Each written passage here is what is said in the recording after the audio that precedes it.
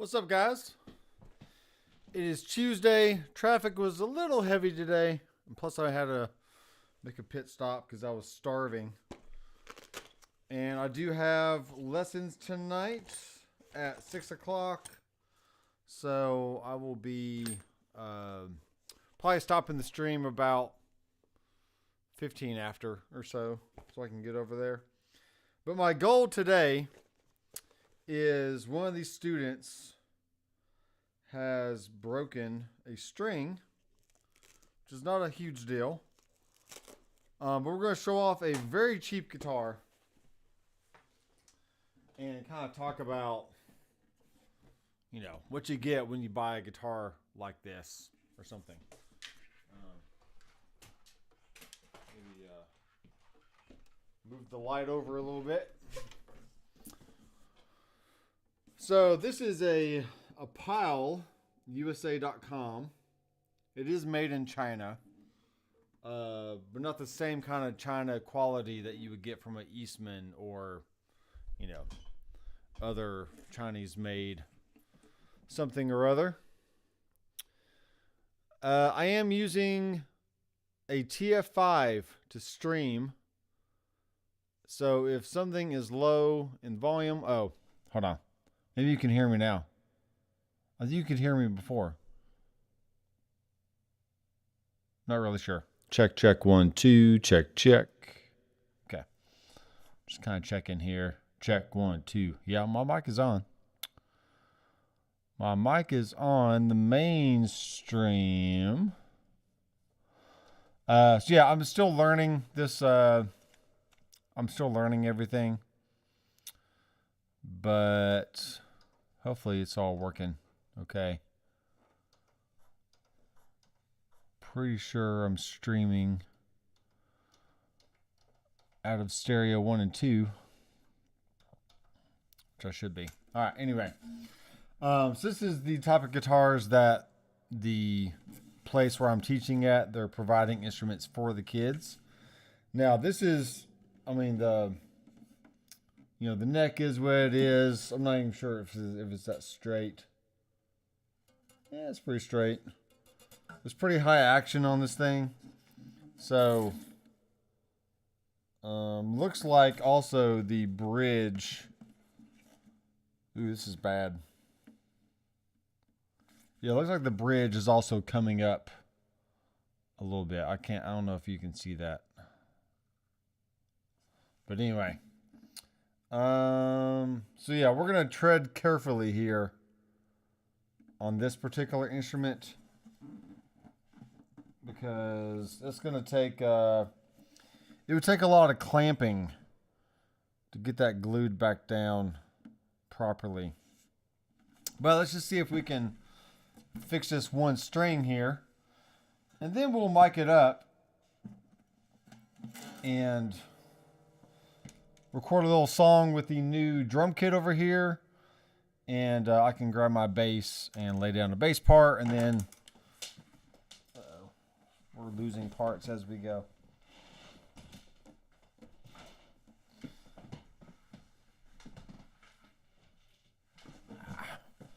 But anyway, as I'm doing this, if you have any questions, feel free to leave a comment and all that fun stuff. Comments and reactions. Here we are.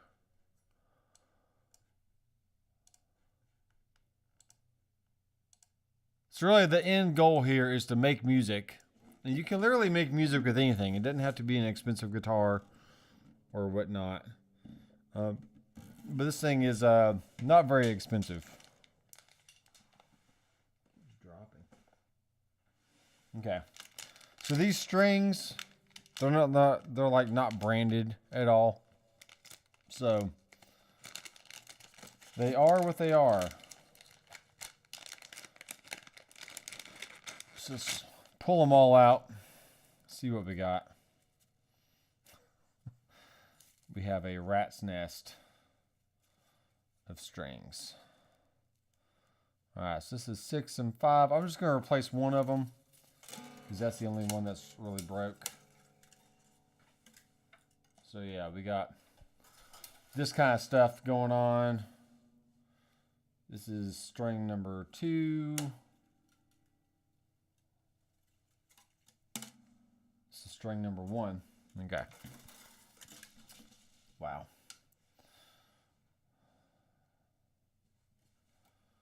Take off that tab. All right, now when you're putting on a string, which you can't really see, I kind of crimp the edge. There's like a little bit of an angle there. Not too much, but just a little bit. And then when I put it down in the hole, get this out of the way. So I put it down in the hole. Then I make sure I push down on the pin and also pull up on the string at the same time. And I'm really not sure how this is going to work because there's already a crimp in this string later on.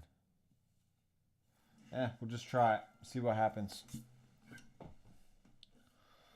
So from here, I'm going to line up the hole, put the string through the hole.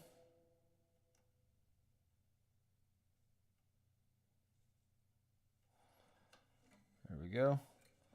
I go to the inside of the headstock with the extra, like so, and then come back under and then go over. So this is going to be a self-locking type mechanism. And I really don't know where my string winder is. Somewhere out there.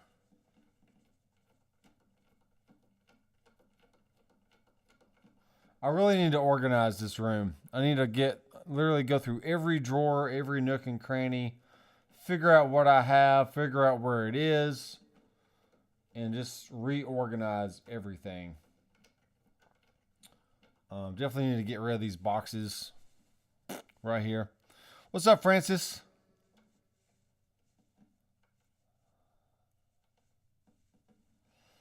Francis is commenting on the Zildjian drums. And yes, that drum kit, this thing is legit, man. It is so good. And what makes it good is it is 7-ply shells. So you can replace the top head and take out the electronics, and it would be an acoustic kit at that point. And then the cymbals are the L80 low volume cymbals from Zildjian. And let me get my tuner right here.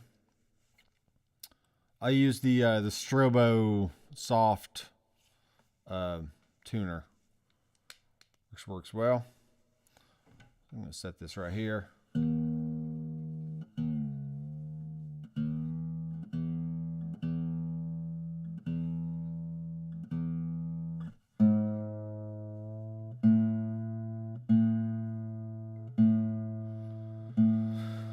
And yeah, so when you hit the stick on a real metal cymbal, it produces a cymbal-like tone other than hitting a stick on a rubber pad, and which is what the F-Note kit was, which is fine. I mean, the recorded sound is really all that matters. But also, what I'm finding with the Zildjian drum module is it's way more accurate as far as like there's the number of round robin hits, and like when you do snare rolls and flams and stuff, you don't have that robotic sound and the machine gunning type sound that you have on other E-kits.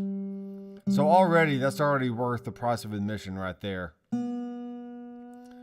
It's just being as realistic as possible while still having the flexibility of not having to mic everything up, being a perfect room, all the things, you know. And then if you take down the mics, or even if you move a mic from day to day and the person wants to come in and overdub or retrack something, you literally have to start from scratch. It's like, well, I don't have the same sound anymore. I mean, if we punch in the middle of the song, it's like, you know, the kit's going to sound different from the first part versus the last part. It's just a big mess. So that's another reason why I use guitar maulers like the Headrush, like the Tollmaster Pro, all the things, is I can create a tone and know that I can get the exact same tone the next day, the next week, the next year. If you're out touring and you want a very consistent sound night after night, then, you know, having a modeler does that for you. Whether that's a Kemper, Fractal, Helix, Quad Cortex, Head Rush, just whatever.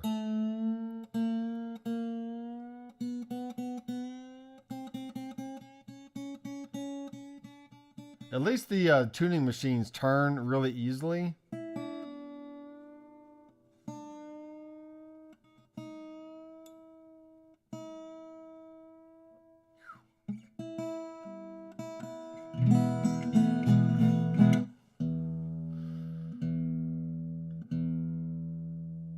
These strings do not feel all that great. If I was a beginner playing on this guitar, I'd be very discouraged, like all the time. So I really suggest, if you're gonna buy a cheap guitar, put on some Elixir strings, and it'll make the guitar feel way better. If you're gonna go that route, because at some point, I mean, the guitar itself sounds pretty decent, but the feel of the strings can be a huge deterrent on the overall feeling of everything. All right, let me check out the strings here. It's still not a good sign that this bridge is coming up, so we'll just have to be careful with that. But these are for kids to learn on, and they literally get to take them home and keep them if they want. So it's, you kind of get what you pay for in that regard. If you want a better instrument, then, you could easily step up into like a Yamaha beginner series, or, I'm just trying to think of like some other brand, like even Fender, like a Fender beginner guitar is pretty decent. I'm going to stretch these strings a little bit. I wish I knew where my, let's see here.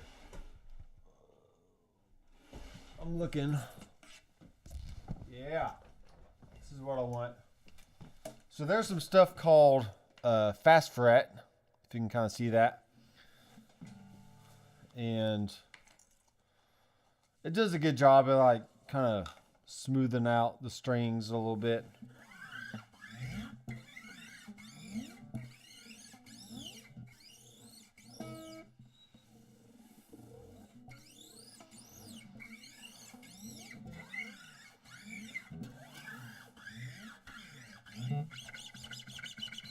Get them all slick feeling.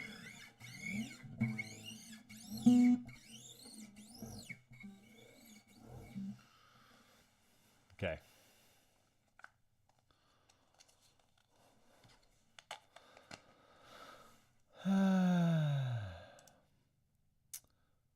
Yeah, so the cymbals are real. They just have a lot of little holes in them, which makes them very low volume. And you can hear them here in a second when I play it. I picked up the Victory V4, the copper.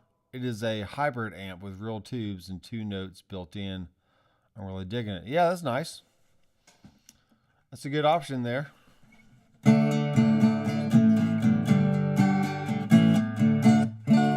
right, we gotta keep tuning here.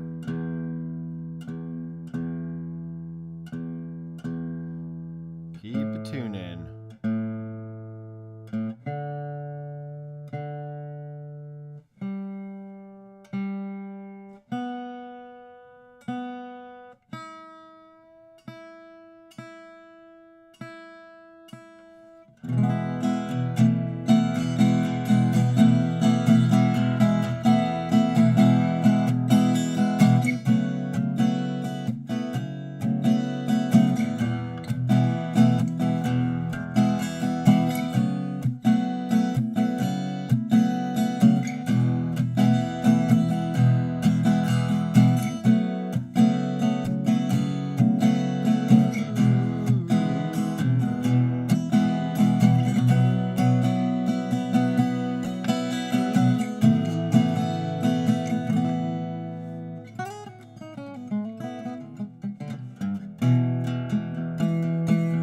All right, not too bad for now. Let me grab some headphones, which happen to be right here.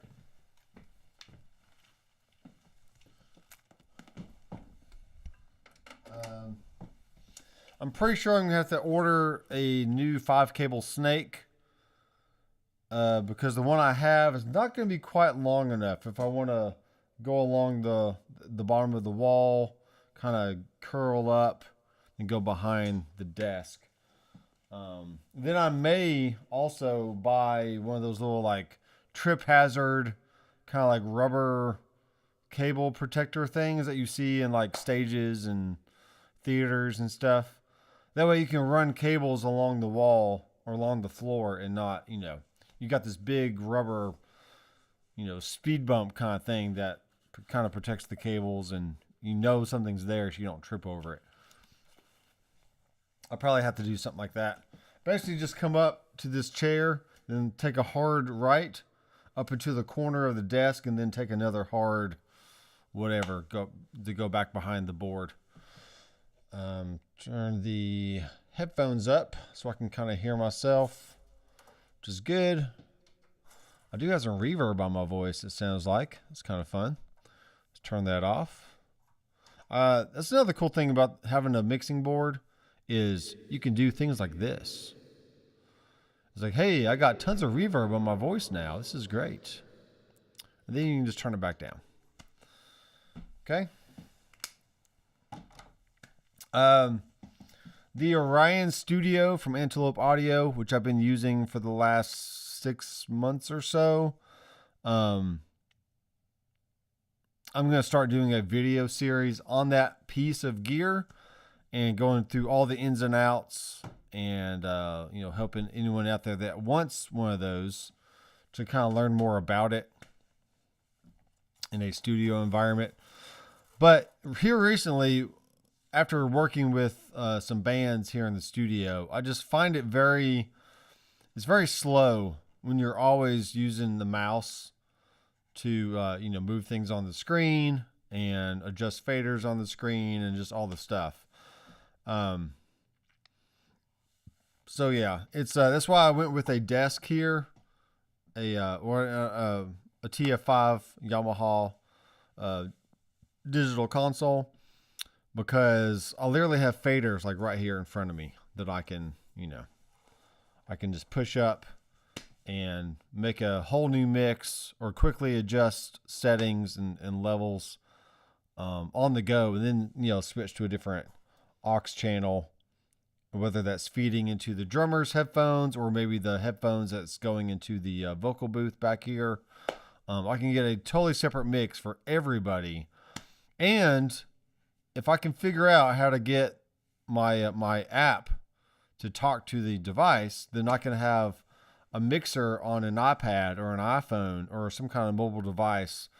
So I'm saying like, all right, singer, here's your drums, your bass, your vocals, or let's just say your vocals and your background music, and then maybe a click track. And so they have 3 faders that they can just adjust to create their own mix. And it's just all about flexibility and workflow when it comes to studio stuff. I mean, anybody can just buy a bunch of gear and throw it into a room and say, yeah, I got a studio. Cool. Yeah, I mean, you can, and it's still a viable studio. Not saying if you just own a bunch of gear, then you don't have a studio. But at some point, a studio becomes a studio when you can have a workflow that helps you actually to create music and not just have a bunch of gear everywhere with nothing to show for it. So there's that. There's that thing. And then I do have, because the desk is now here, I had to move my screen up a little higher. And so it's obscuring part of the TV that I usually have stuff on. So I either need to raise the TV up or I just need to make a whole new desk. So that way the actual mixing board sits lower, but maybe my mouse is a little higher or something. I'm not sure how I'm going to do it or what I actually need to do, but something needs to be tweaked a little bit with this setup in order for it to flow really well. But for now, it's fine.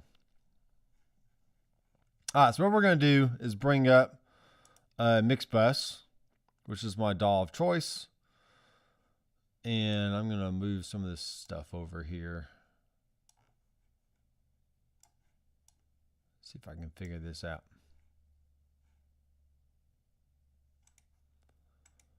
There it goes. I'm just going to make a new one. So we're going to record a scratched guitar for me to play bass and drums to. And then there'll be I can keep the guitar. I mean, it's fine. But we're going to call this Taco Jam. How about that? And my interface is going to be the Yamaha TF. And we're going to press start.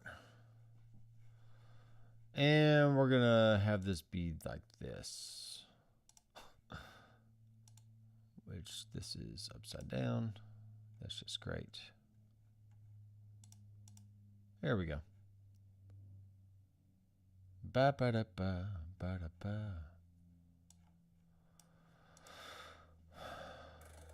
The fog is coming. What's that? What's the fog?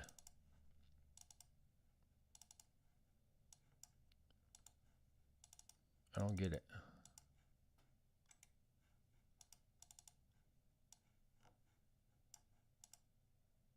The fog is coming. The fog is coming. Okay, seriously, why aren't I able to make a track? Okay. We're going to make a mono guitar track. Wow. Okay, let me do this. Let me get some of this other stuff off my screen here.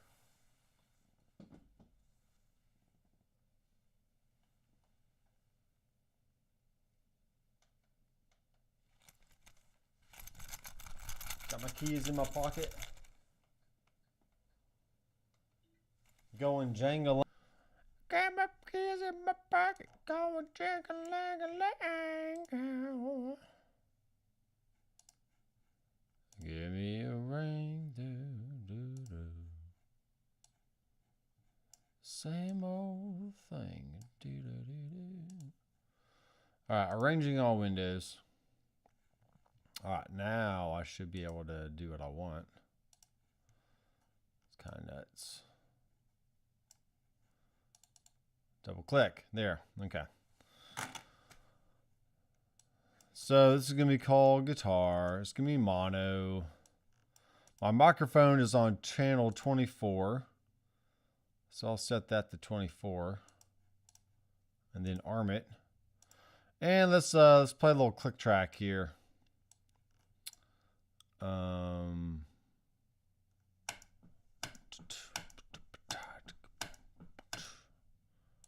Maybe like 82 BPM. I'm not even sure what this is gonna sound like, but I'm out of tune again.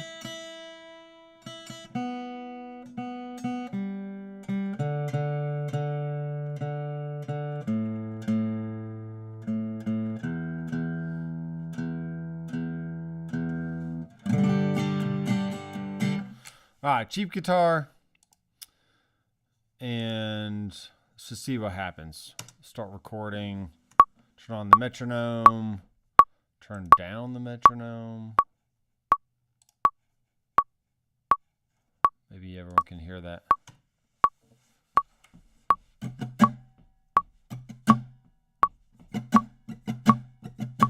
Okay.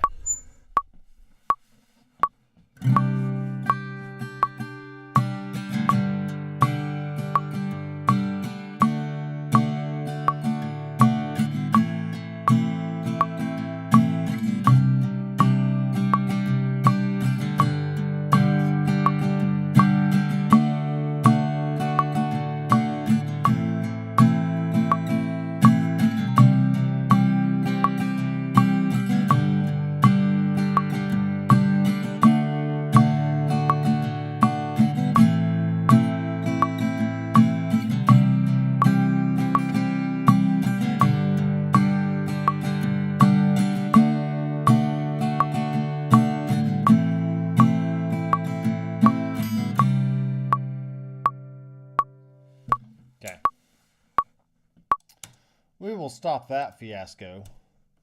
Now, I should be having... let's see. I'm going to start right here. Okay, let's move this over to bar 11-ish. Maybe split this right here. Cut that out. Save it.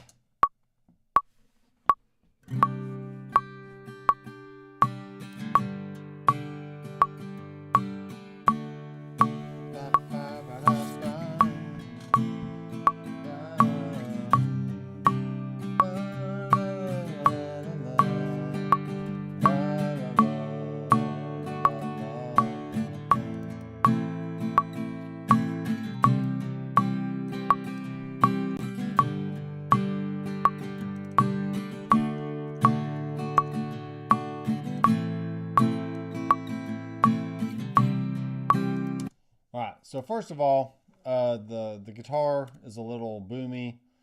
So let's show you what we can do with some EQ. So just kind of raise up the high pass filter. Maybe cut a little bit of lows.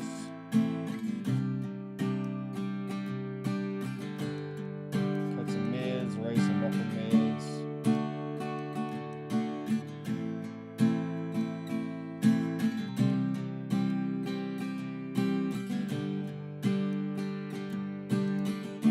Okay, so I kind of EQ'd it out a little bit better.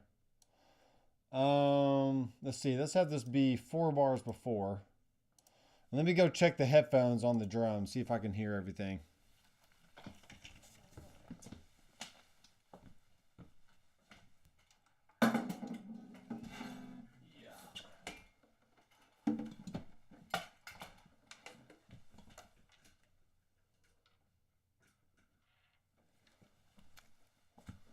There's my drums over there.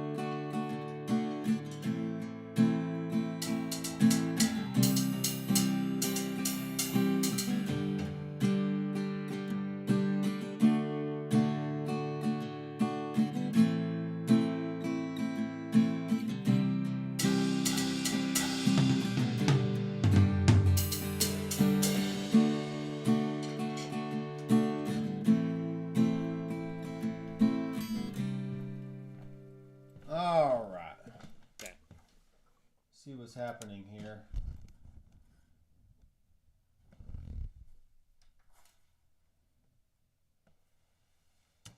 We should be getting audio.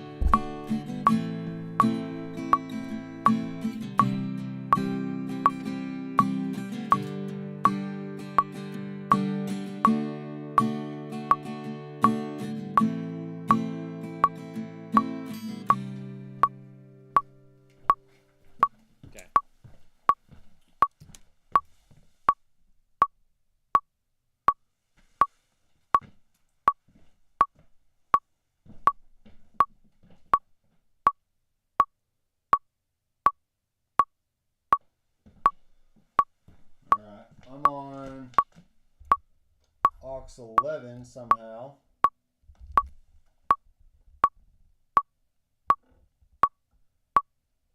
So maybe I gotta do something like that.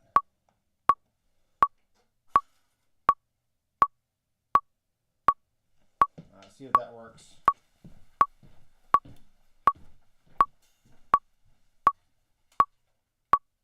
Alright, that works.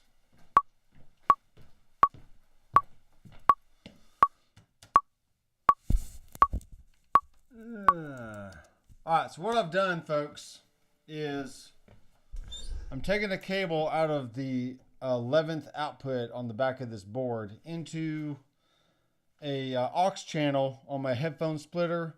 Then that's going to a cable on the aux in on my drum module so I can hear the playback of the DAW and still hear the direct sounds of the drums in the headphones. So anyway, here we go. Let's see if I can do this without messing up. Here we go.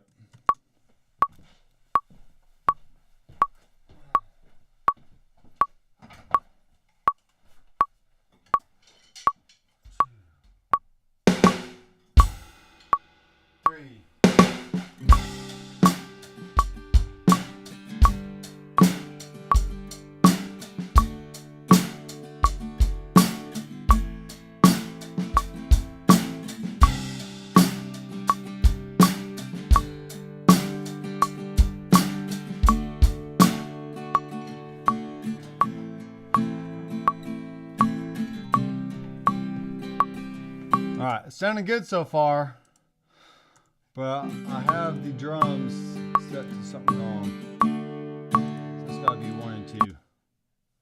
All right, one more time. Here we go. We go from 7 to 11.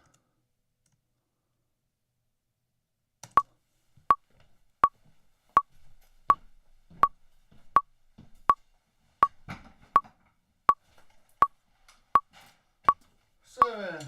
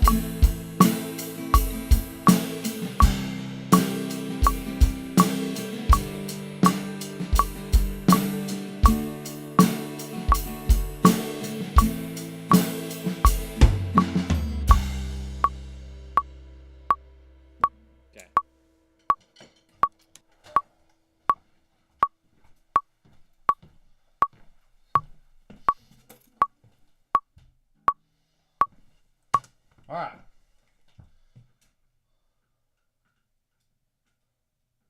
So let me grab the bass now as I move these things around.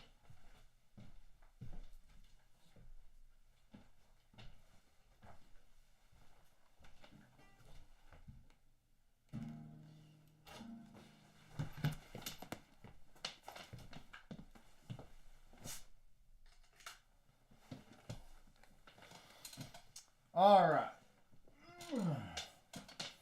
So once I get my everything settled in here, I can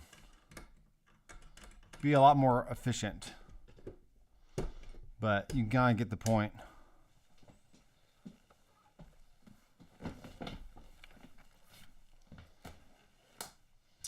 Let's check the comments, shall we? What's the comments looking like? Tacos. Do the works. Ironic that this live video is nice. Well, Sean, let me know how the guitar turns out, okay?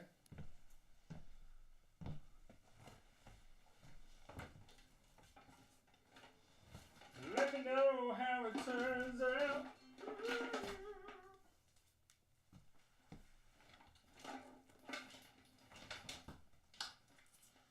All right, so what I'm doing is I'm taking my XLR cable. Oh, it should already be plugged in, but it ain't. It ain't plugged in. Plug it in back here. All right, now that's on.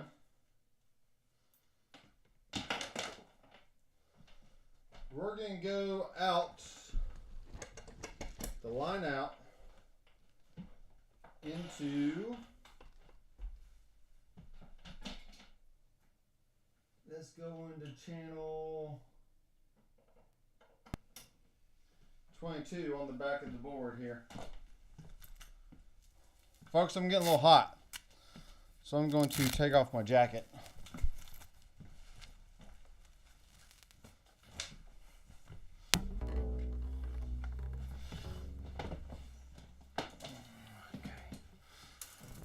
Cable number 3. All right, let's see what kind of tones we can come up with here. I want to turn this down. Turn that down. It's only coming in one ear as I'm panned. Let's pan it to the middle.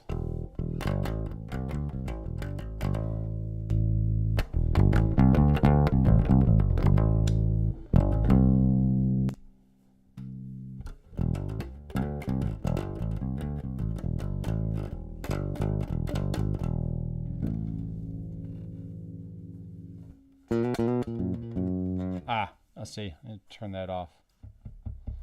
There.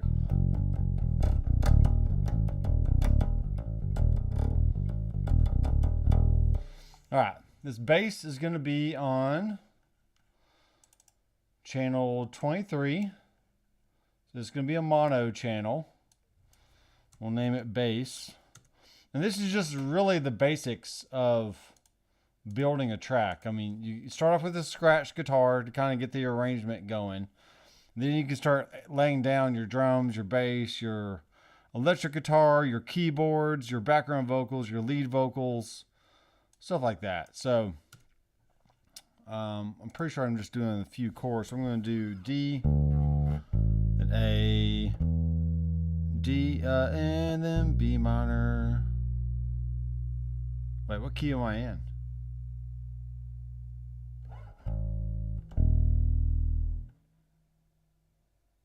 I don't know what key I'm in.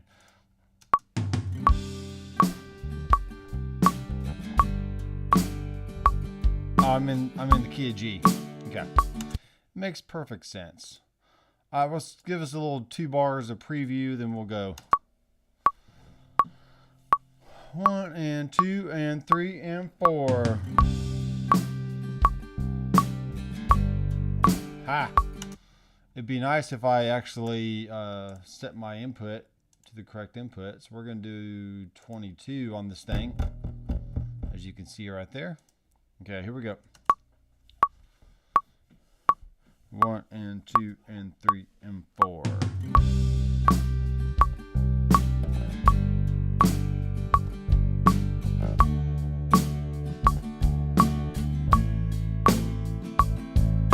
Okay, I can already hear that my bass is out of tune. Or something's out of tune. So that's another thing you need to worry about when you're recording is the tuning right? Is the timing right? Is the pitch right? Is everything about the performance correct before you get to the mixing stage? And if it's not, then you need to fix it. Because mixing a turd will still be a turd after all that work. And you can't polish a turd, folks. You can't. So the tuning, the timing, the dynamics, everything has to work.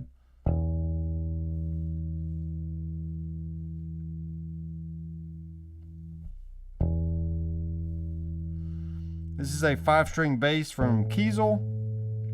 So it's kind of funny that I'm recording a very cheap guitar and a relatively expensive bass and a relatively expensive drum kit, even though I'm technically using, a drum module for all the internal sounds going out to my board here. So you're kind of getting a mixture of like cheap and expensive, and what really makes the difference when you're recording a song. It's kind of like you can have a really good band but a horrible singer, or would you rather have a really amazing singer and a horrible band? And I would say you can't, it's hard to make any one of them justifiable in the whole recording. Okay. It's pretty good for that one. Let's do this bass part again. I said do it again. All right, here we go. Tacos, tacos, tacos.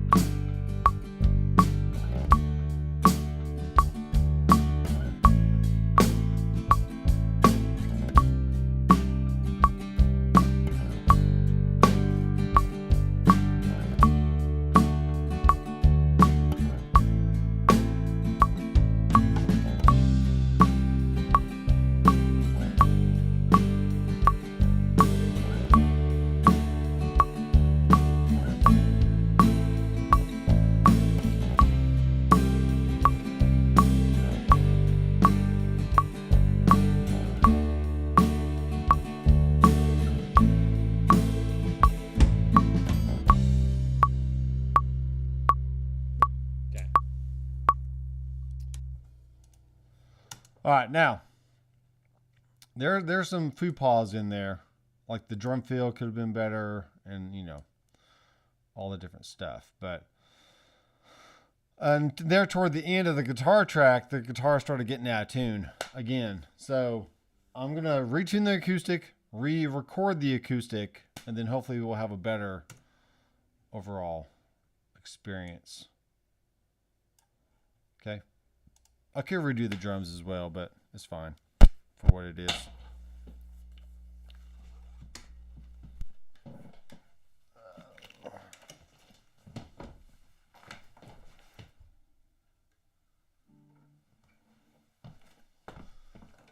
All right, going back to tuning.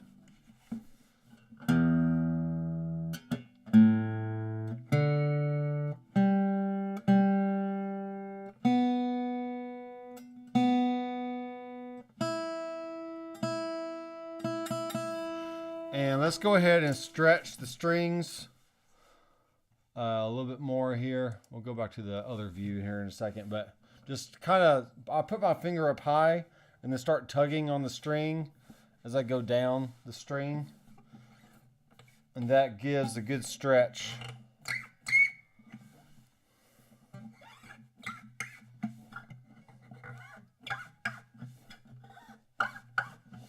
Like so, and then we'll tune one more time. Because tuning is temporary, but songs are forever. But if you don't tune beforehand, then your song will be forever out of tune. And you're going to hear it on streaming services, and you're like, crap, why didn't I go back and fix that? You got to get it all right before you can release it off to the world. Okay.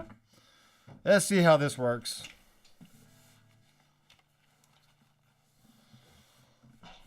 Let's see how this works. Get my mouse under control here.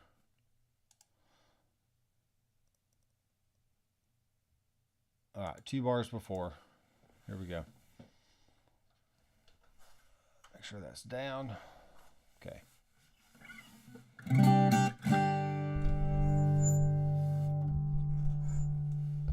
Get a good mic position. So on the mic position, you have the 12th fret and we have the body. Some people put the mic right where that body meets the fretboard, 14th, 12th fret, somewhere in there.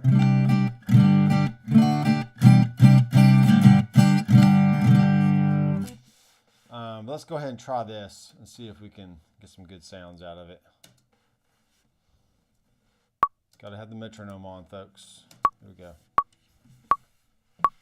1, 2, 3.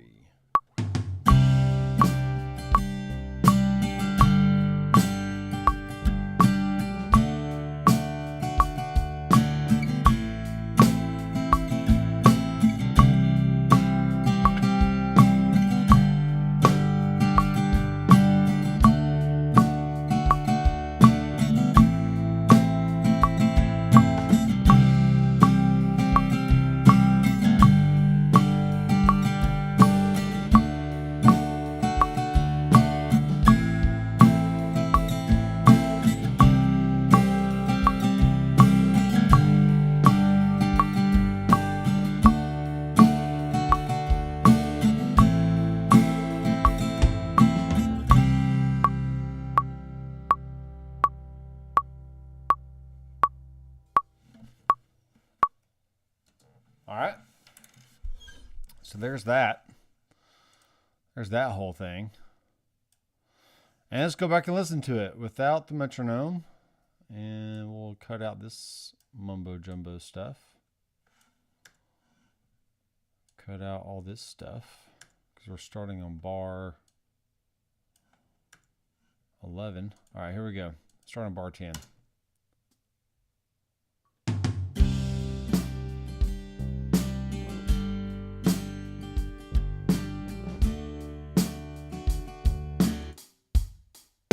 That's the drums.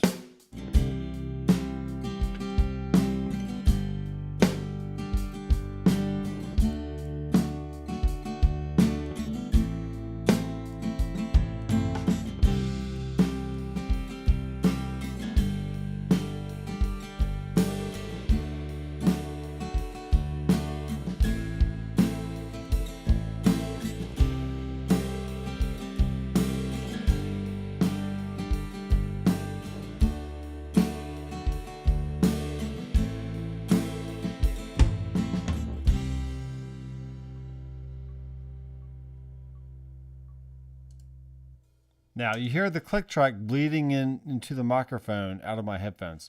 So that's just another... These headphones right here, let me go back to my other view. These headphones are not the greatest if you want to have a click track playing as you're recording, because these are open back headphones, and these are the AKG K240 Studios. They're fine for mixing and like general purpose listening and stuff. But for recording with a click, these are not what you want. So let that be a lesson to you for anyone who's trying to record with open back headphones. It's just not, it's not going to work. Okay.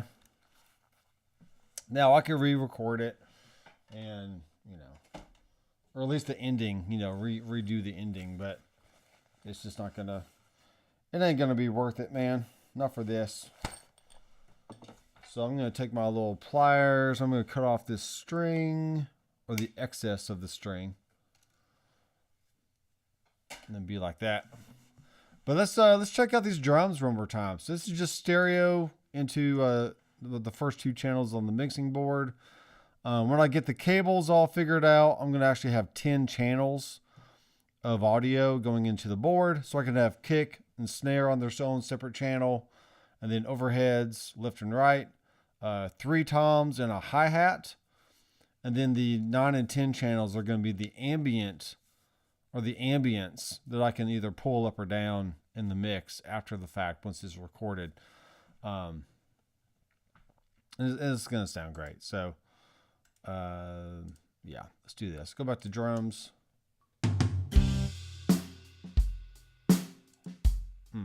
That's right. That's right. Kind of cut out just a very low end. Nothing too crazy.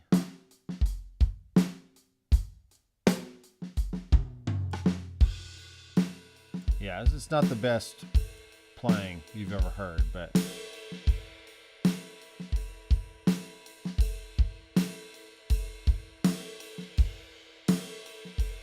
cymbals sound great. Let's listen again with the bass guitar in there.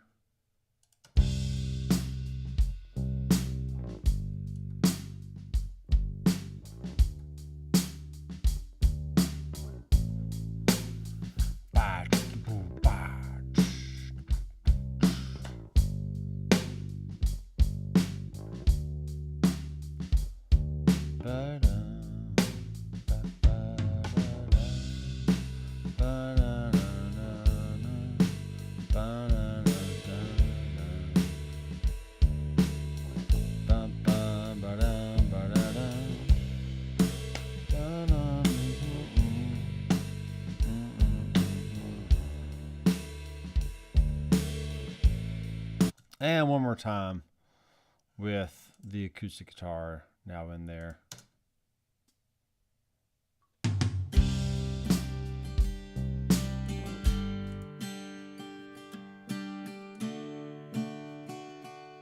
So I'm cutting out a lot of that low end.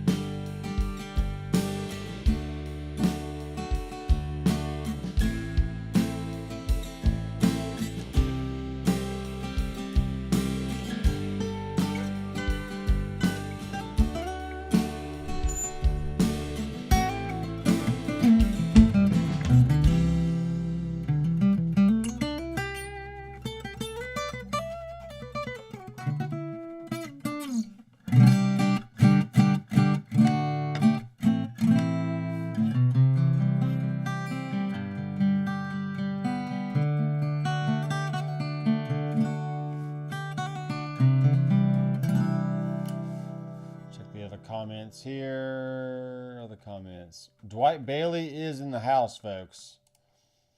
And look how those eyes shine.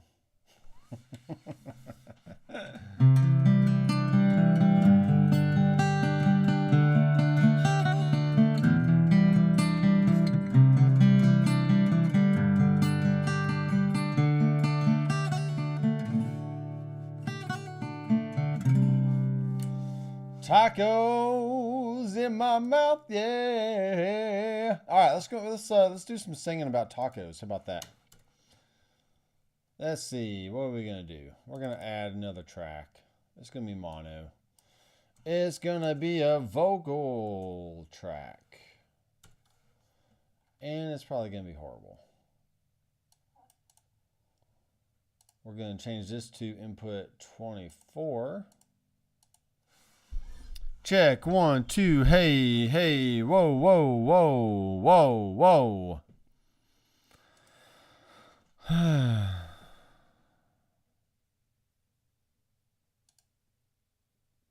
All right, this is going to be dumb. Here we go.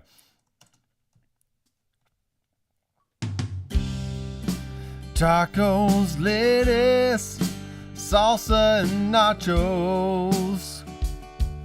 You better get in my mouth. Tacos and lettuce, salsa and nachos. And don't forget about the refried beans. They're so good, especially when you pour hot cheese all over them. Yeah. Tacos and salsa, nachos and cheese dip. And don't forget about the sweet hot tea. Sweet hot tea, that's right, folks. That is right, the sweet hot tea. No one's ever had it before, but it's amazing. Tacos, lettuce, salsa and nachos. You better get in my mouth. Tacos and lettuce, salsa and nachos. And don't forget about the refried beans. They're so good, especially when you pour hot cheese all over them. That's right. We gotta get some reverb on this thing here. So I'm going to my mix buses. You can see here on my mix window.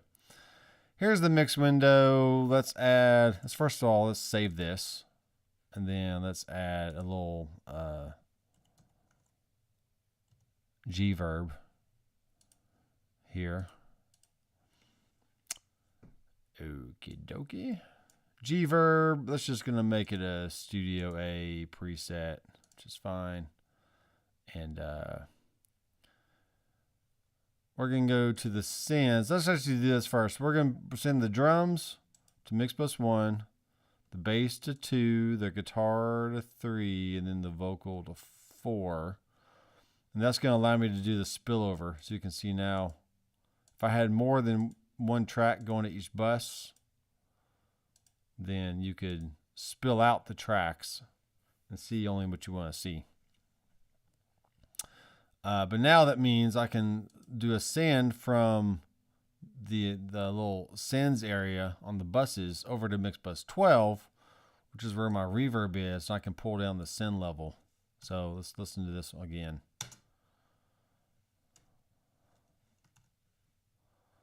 Here we go. Tacos, lettuce, salsa, and nachos. You better get in my mouth. Oh, yeah. Tacos and lettuce, salsa and nachos. And don't forget about the refried beans. They're so good, especially when you pour hot cheese all over them. Yeah.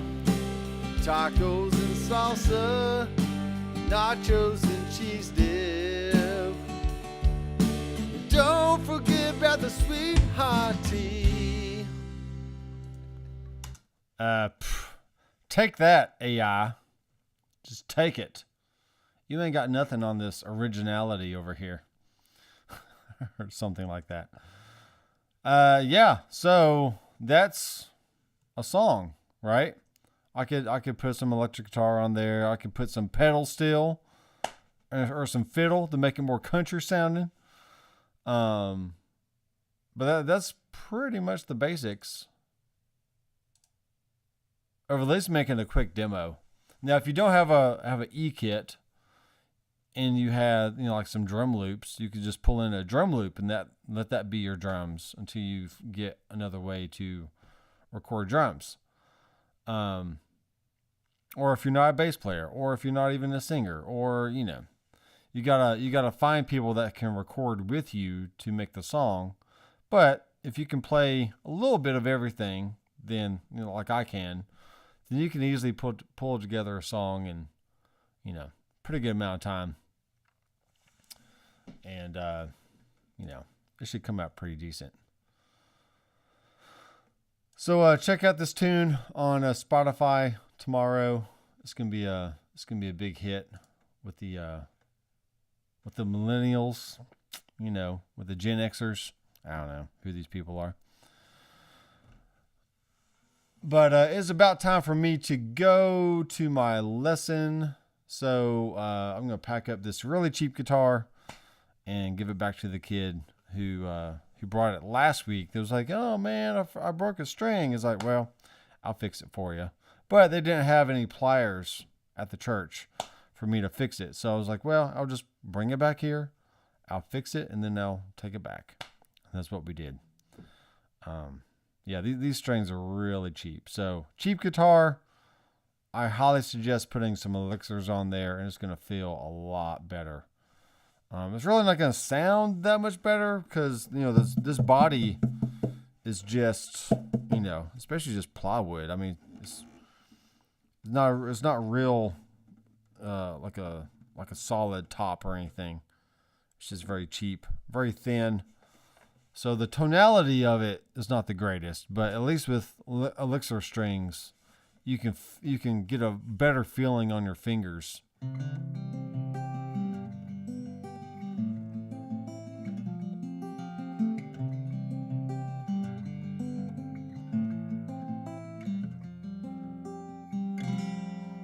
Or something like that.